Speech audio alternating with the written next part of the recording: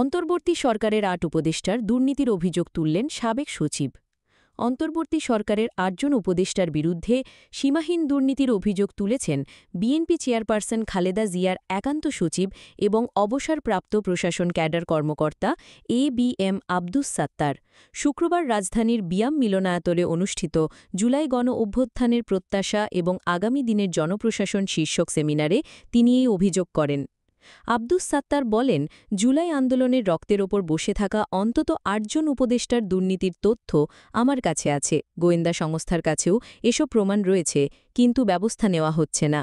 তিনি আরও বলেন, একজন উপদেষ্টার এপিএসের অ্যাকাউন্টে ২০০ কোটি টাকা পাওয়া গেলেও তার বিরুদ্ধে কোনো পদক্ষেপ নেওয়া হয়নি।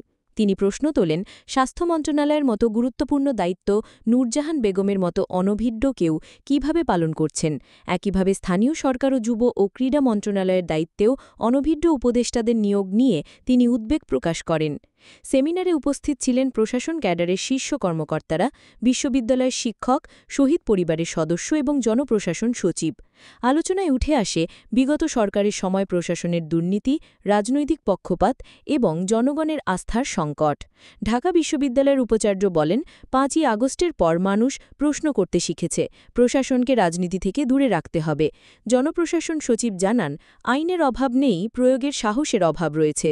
সাবেক সচিব এ.কে.এন. আব্দুল আউয়াল মজুমদার বলেন, আব্দুস সাত্তার দায়িত্বশীল মানুষ, তার অভিযোগ সরকারকে গুরুত্ব দিয়ে বিবেচনা করা উচিত।